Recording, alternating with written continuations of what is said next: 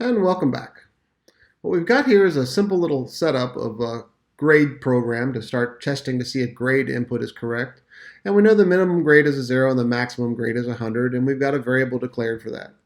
So if we're going to use our while loop again to test to see if a grade is good before we go on and do something with it, then we need to actually do the pre-read, which is basically read something so that we know that the user has given us valid data or given us something to actually test with.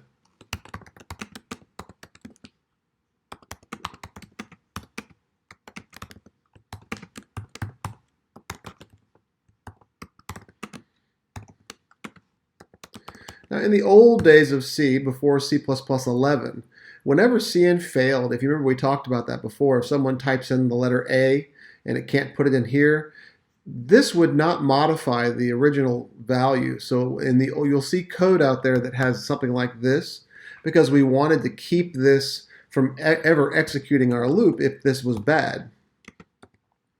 So our pretest loop, the while, would actually test that value, and since we'd already started it out with a -1, it would automatically fail the bounds check for the grade.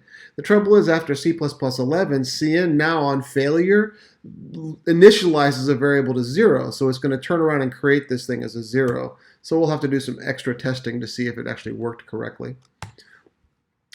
It is a side effect of breaking all kinds of cool things.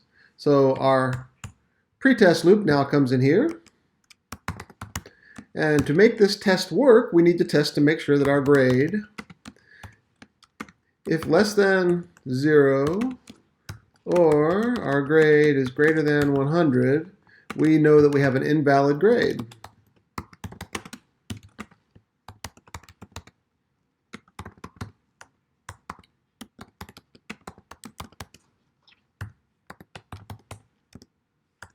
If it's invalid, we know that we need to read again. We need to come up here and grab this stuff.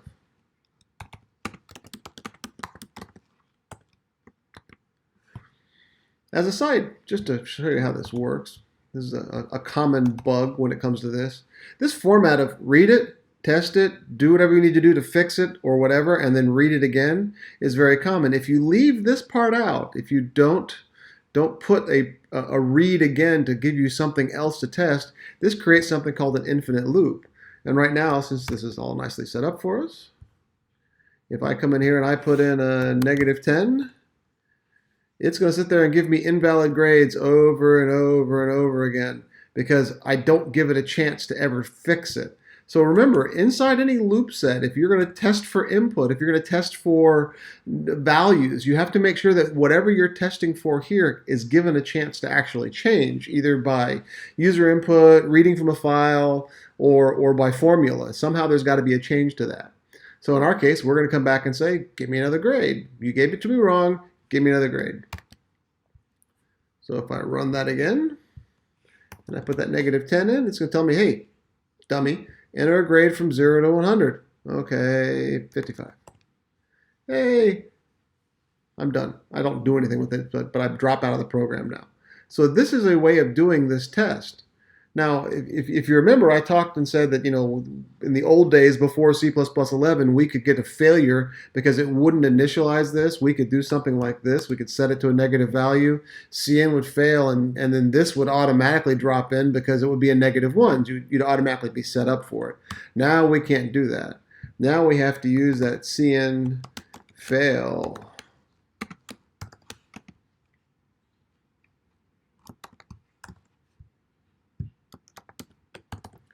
So if cin fails, now we should drop into the error code and do this again. Of course, there's a catch. If you're doing it this way, if you sit there and say, hey, you broke, enter a grade again, what do you think is going to happen? Well, we'll put an A in. And once again, we're in an infinite loop. Why are we in an infinite loop? We dropped in. We knew we broke. Why are we doing this constant looping thing? Well, the problem is cin.fail just tells you you broke. You didn't do anything down here to fix it. So an efficient way of testing this is you have two reasons for dropping into this while loop: the fail or the grade being invalid. If you fail, you need to fix it. If it's an invalid grade, you just need to get a new grade again.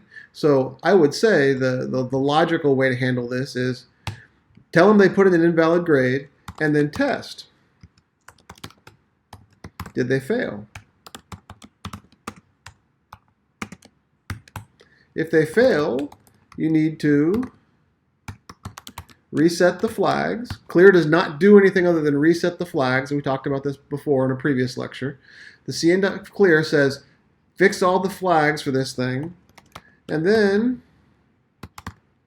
we need to get rid of whatever is out there between,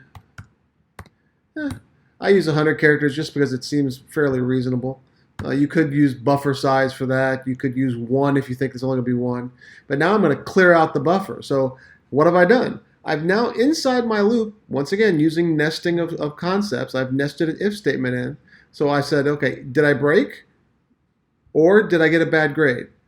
If either one of these happens, I drop in and say, you got a bad grade, clear out the broken stuff if you gave me an A or a letter or whatever, and then ask again. If you didn't, I just do this test and I skip past the rest of this. These cin clear and cin ignores take time to run, so I don't want to run them if I don't have to. And then I drop down and get a new grade. So if I run into here and I come in and I say 10, error, invalid grade, enter grade.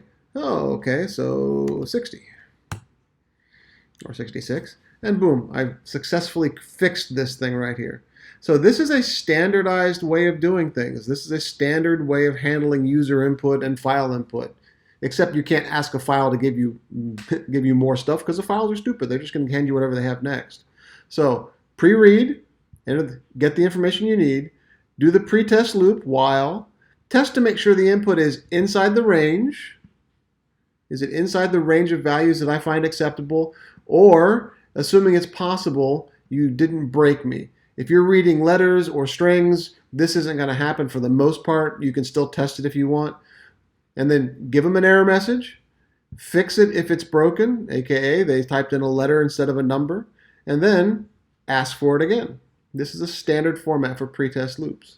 Hope you're all having a great day. We'll go on to the next set of loops.